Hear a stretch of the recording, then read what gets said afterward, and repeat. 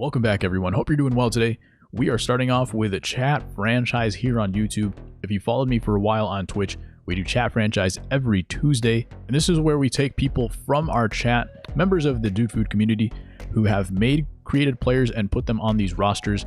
I've downloaded them, put them onto this franchise, and we are upgrading them as we go. So today we're going to play with the AL East players. It's just so loaded with the number of players that we have in this franchise. So we're going to go through the entire AL East with whoever we have on those teams.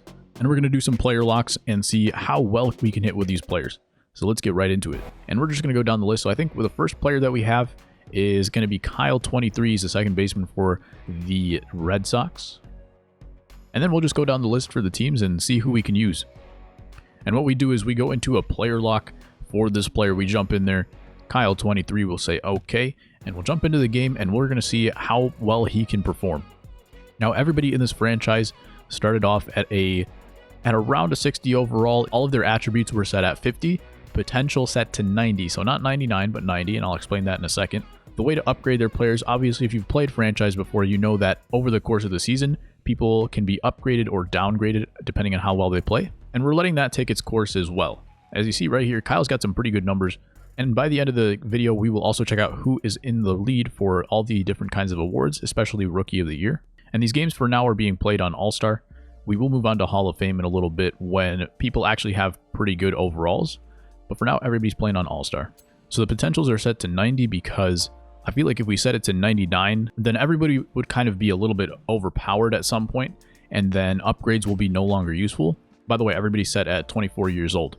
So as they get older, let's say in 6 seasons, some of these guys will be at a 94 overall, and their attributes will start dropping. So the game is going to try to get them set to 90 overall because that was their potential.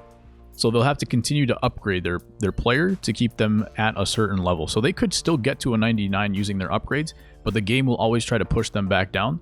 So by having it set as a 90 potential, upgrades continue to be useful for everyone. So Kyle gets a line out to center field, and he does drive in the run on the sac fly, but he had an opportunity to put some big runs on the board there. Hard hit gets past the third baseman, so Kyle's got an RBI. Look at that guy run. He's got some weird steps, but he is 1 for 1 with a single and an RBI. 525 slugging, pretty good. He's one of the few guys in this league that actually has really, really good power. And in fact, let me go take a look at his attributes real quick, because not a lot of people have upgraded quite as much as Kyle has. He has 96 power against righties, and 60 contact is not bad at all. Vision's a little low, and the defense has not been touched. So he may be playing some poor defense, but he's going to be producing on the offensive side. He's actually batting 4th for this team, and generally I have everybody starting off batting 5th. And there's a double for Kyle as well. I think he's got enough speed to make this, but man, he does not have a nice looking run animation. It looks like he's walking underwater. So everybody starts off batting 5th, and it looks like the Red Sox have actually moved him to bat number 4. That's how well he's performing right now compared to the other players in this league. Well, Kyle had a pretty good game right there with 2 hits and an RBI. Also, a sac fly was how he got that RBI, and he continues to play well. Now we're going to head over to the Yankees, where we have a good few players on this team. A lot of Yankees fans out there, so let's take a look at the player locks. Richard Johnson's going to be number 1. This is Snoo on Twitch. He's one of the more recent adds to this roster, so he has not had a ton of upgrades. But he's batting leadoff, he's got a glitchy swing, so we're going to see what he can do for us. Alright, here we go with Snoo. Looks like Edwin Encarnacion's batting stance. And first pitch is fouled back. Again, he does not have many upgrades. A couple of ticks on the power there. Again, starting everything at 50. He's at 52 power against righties. Small ballpark, we're playing on All-Star, so 50 is actually enough to hit home runs. But we're just going to be trying to shoot for the gaps here. We also do performance-based upgrades, so I won't be doing those on this video just to keep it nice and short. But when we do the streams, we do also do upgrades for how well you play during the games. So Richard Johnson started off with a opposite field base hit in the first inning. Then he popped out last at bat. Let's see what he can do here. It's only the 4th inning, already getting his 3rd at bat of the game. I did not feel like I swung at that ball, but it turns out into an inside-out double into the gap. We might even drive home a run here. Yeah, he's sending him all the way home. Bad throw to the cutoff man, and we are going to get an RBI double on a pitch low and inside. Nice swing there from Richard Johnson. So in the last at-bat, Richard Johnson grounded out to second base. Unfortunately, he was not given the chance to be the walk-off hero today. even though it was only the 7th where he got his last at-bat. Unfortunately, it did not work out for Snoo. Let's go ahead and see who else is on the Yankees. I know we have a couple more on this team. We're going to go with whoever's up next in the lineup, which is Old Ball Game. He's a 68 overall, batting in the 5 spot. We've had a couple of good games with him before, despite his low overall. Old Ball Game batting 259 so far. He gets a nice swing there, kind of looking a little bit like Didi Gregorius. And there's a pretty good swing, high and away fastball. That one's going to hit the gap for sure. The guy did not get a good jump off of first base, but at least he is going to third. Sometimes those runners, especially if you're playing moments, those runners do not know how to run the base paths. That was a very nice swing.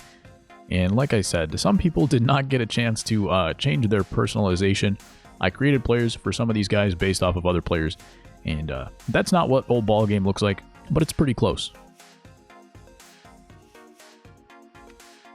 And there's a nice little base hit to the left side there. Last couple guys on the Yankees have had nice opposite field swings. These guys have been finding the gaps. 2 for 3 games so far here. Lou Trevino in the game. Same score as before. Let's see if we can drive in an insurance run right here with a guy on second base. Hard hit up the middle. Knocked down by Simeon. That is going to be a base hit. He does throw it over.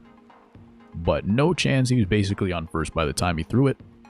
And we now have a 3 for 4 game for Old Ball Game. A couple of good games here for the Yankees, even though they didn't win the last one. Snoo had a good game. And right here, Old Ball Game puts up 3 hits in the victory. Now we got one more guy here on the Yankees. It is Big Al, Alfred Dahlia, the man who only hits dingers, representing ASG 1982 on Twitch. And ASG recently upgraded his man all the way from in the 60s to an 80 something.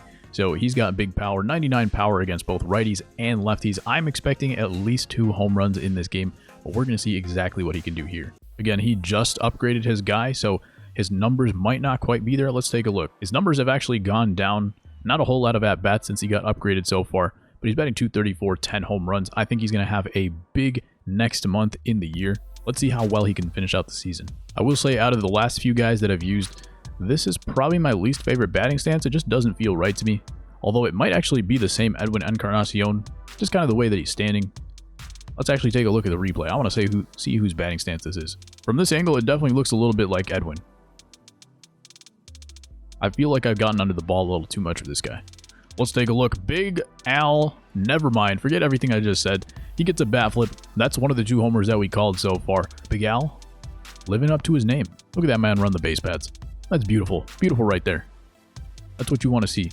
He's got the Magneto helmet as well. A nice looking number on the back of his jersey. Dingers. Let's take a look at his attributes as well. 50 contact, 99 power. We are now down 4-1. The Athletics have flipped the script from last game. Let's see if Big Al can make a dent in it, though. Very hard hit up the middle.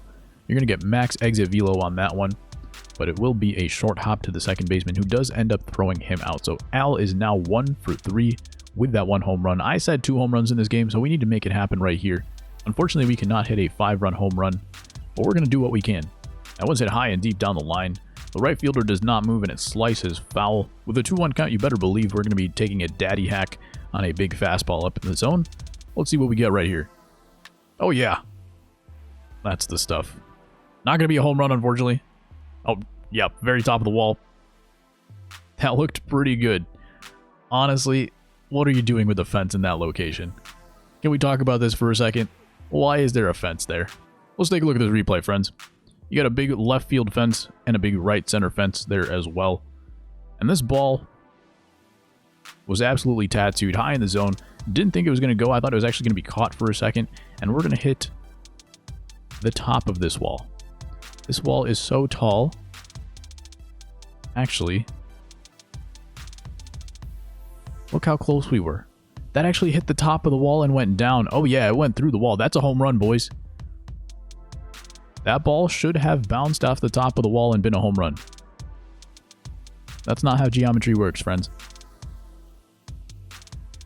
Big Al gets robbed of a dinger.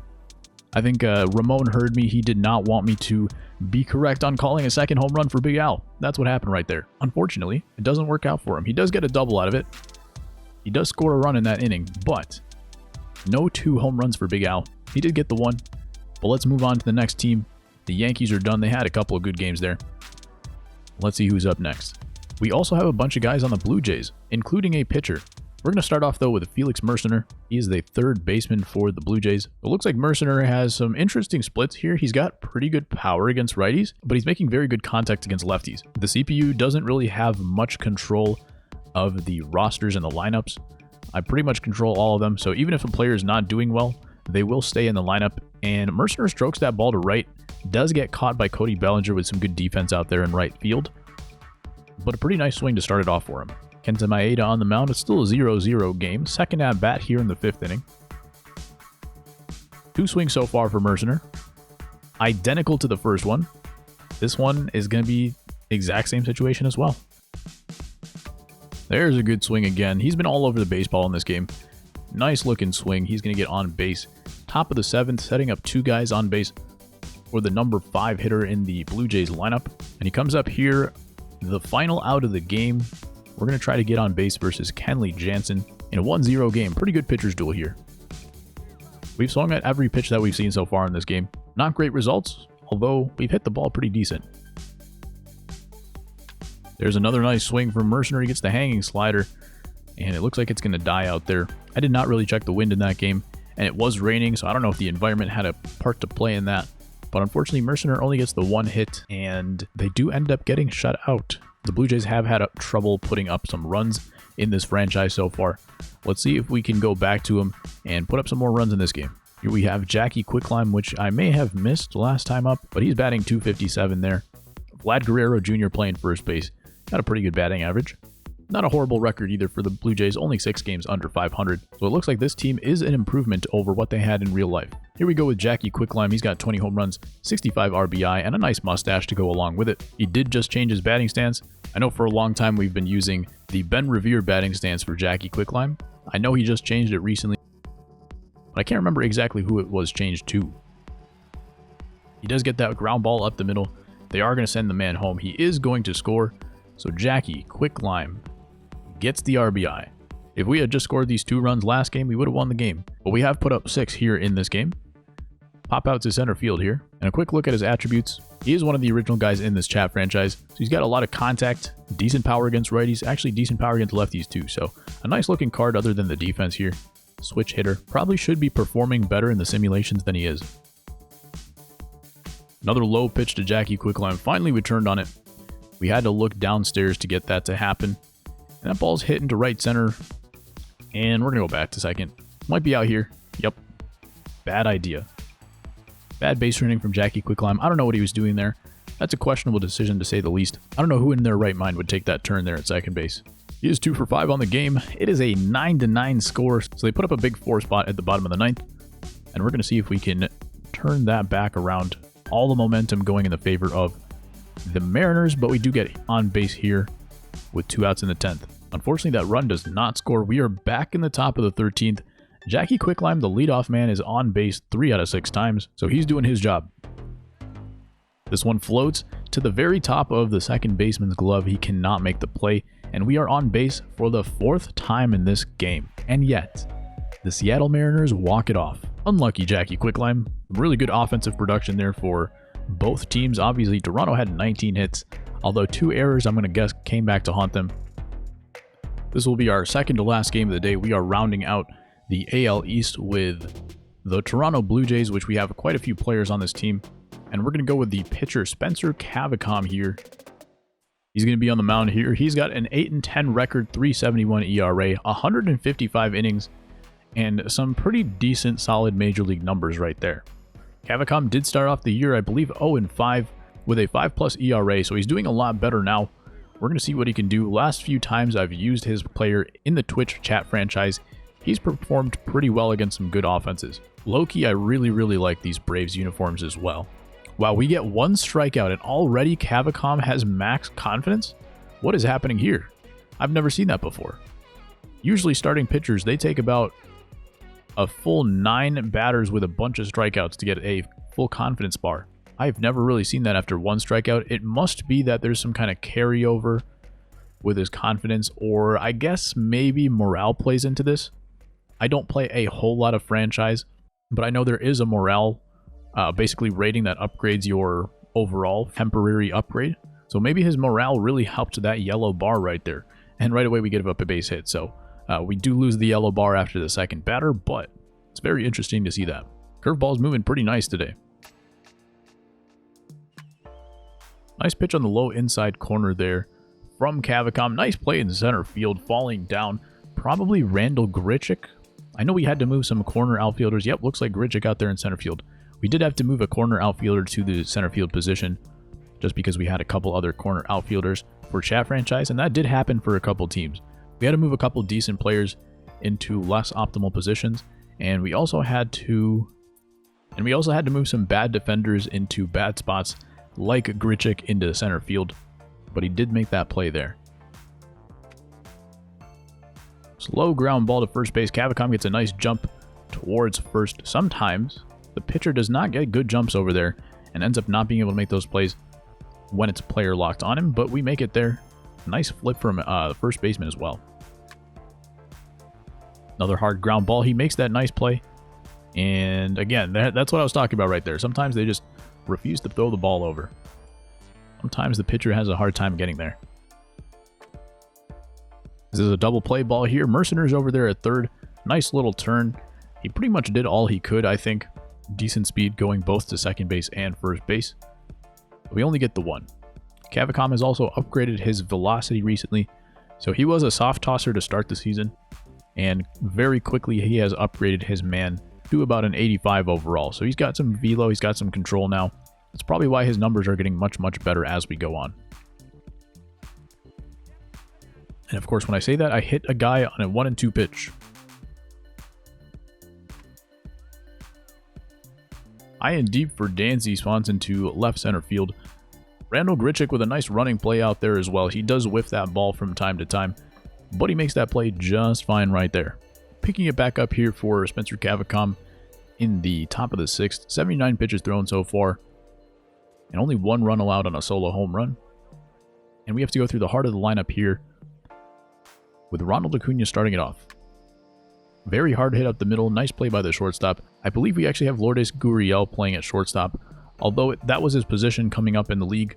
He has not played there a ton, I believe, because his defense has not been very good. Although, just because, like I said earlier in the game, positional flexibility is being used to its absolute max right now because we just need to plug these guys in where we can put them. There's a curveball hit hard from Josh Donaldson in his old home ballpark. Gonna get to the fence. It's gonna be safe at second base. On a pretty decent pitch, I believe. Let's take a look at that feedback. Might have been right on the corner. Yep, absolutely directly on the corner there. Good pitch, better hitting. Austin Riley up to bat. I'm not sure what Cavicom's clutch rating is, but he's making some decent pitches with a man on base in scoring position. Wow, Gurriel with another play. I gotta actually check if that's actually him out there because I don't think he has the capability to make that play. Well, let's take a look. Who's playing shortstop? Yep, that's Gurriel. What a play at shortstop. Saves a run for sure. And even Honus Wagner doesn't make that play in Diamond Dynasty sometimes. Now the question is, can we make that worth it? Can we get Ozzy Albies out and stop that run from scoring? Otherwise, it was all for nothing. It's a 3-0 count to Albies. A walk is better than a base hit, of course, with a runner on third, but we're going to come after him. We're not scared of Albies. That's not true. I'm scared of Albies. I gave up way too home runs against righties with him in Diamond Dynasty, even though he does not have great splits. I don't want to face him. We're going to go to Tyler Flowers, who we did hit earlier with a pitch. We're going to spot a pitch low in the zone and then try to get him out at the top of the plate, just based off of where his cold zones are. He does hit that pitch away. Gurriel, can he make the throw? He does. And a nice inning there from Lourdes Gurriel makes the play, and we are into the top of the seventh. 95 pitches thrown. We're going to try to finish out this inning. I think the manager will pull us from the game after this, although we do have 99 stamina. As long as we're getting outs, we may get a chance to see the eighth. First things first, we need to get out of the seventh. And it looks like they are going to pull him from the game after that leadoff single. So only 96, 97 pitches thrown in this game. But a very good line. No matter what, it is a quality start, even if Boschers gives up the home run right here. So well done from Cavicom. It's not exactly the same complete game that he got last time out, but very good pitching nonetheless. He is going to end up with the win. The Braves are taken down by the Blue Jays 4-1. Spencer Cavacom with a win, and let's get into our very last game of the day with a dude whose name I cannot pronounce, so I will not attempt to. We're just going to call him Jacob. Alright, here we go. He's the DH in this game. A lot of these guys have pretty good stolen base numbers. I don't know why, because most of these guys have about 50 speed. It doesn't make a whole lot of sense to me, but he is entering the game with a 12-game hitting streak.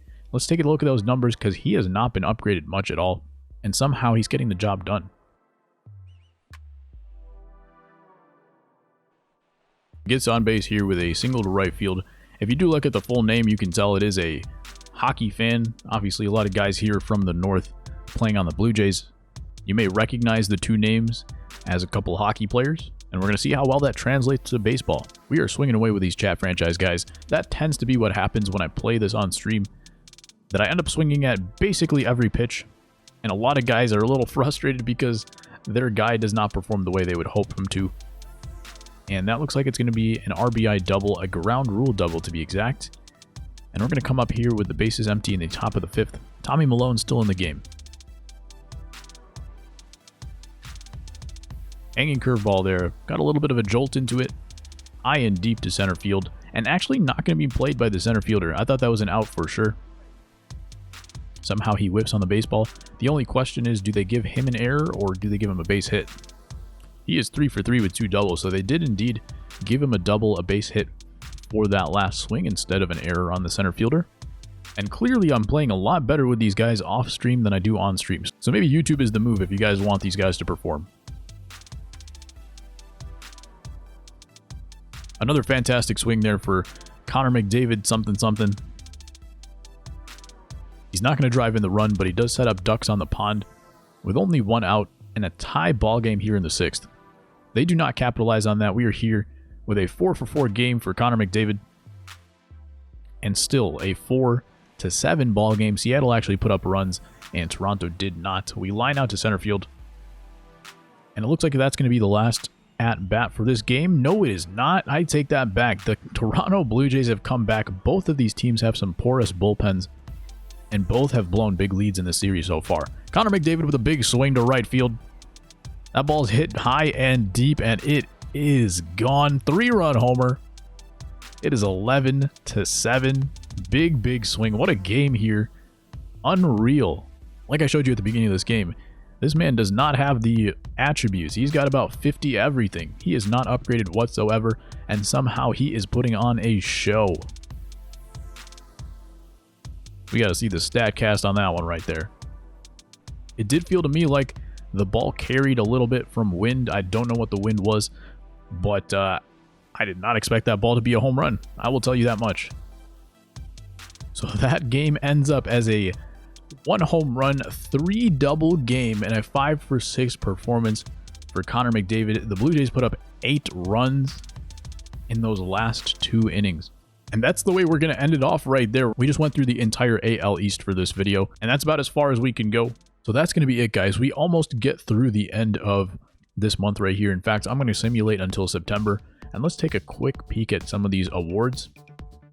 Nobody made the All-Star team because, again, everybody was a very low overall.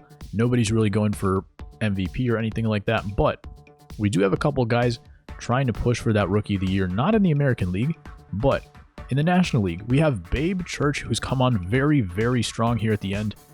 He only had to close the gap on Pete Alonso with the home runs. Otherwise, the numbers were very similar. And I think MLB The Show values batting average quite a bit as well for these numbers. So Babe Church has taken over Pete Alonso, and Chief Beef has also taken over Pete Alonso. This is representative of Chewbacca on Twitch, and this is Z Woodhouse Gamer. So these guys are coming on very strong for Rookie of the Year. In fact, they're coming on so strong that I need to check if they are in any of these other awards. Babe Church plays shortstop, and Chief Beef is a first baseman. So Chief Beef is not there at Gold Glove. And I'm going to guess none of these guys are at Gold Glove because nobody's really upgraded their fielding, other than Danny Thicken from the Mets. But let's take a look at the Silver Sluggers. Again, he is not on that list. We can take a look at Babe Church.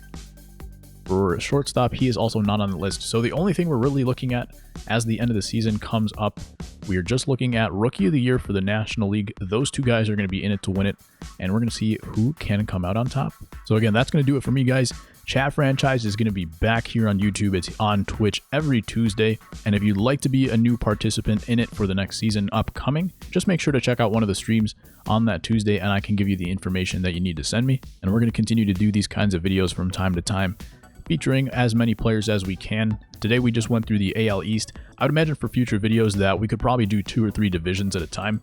The AL East is just so loaded with people that are participating that it's hard to do more than just one division. So we'll try to do much more in the future videos, but for now, that's what we got. So hit that like button if you enjoyed what you saw. If you want to be a part of it, make sure to subscribe, follow me on Twitch, and I will catch you guys later.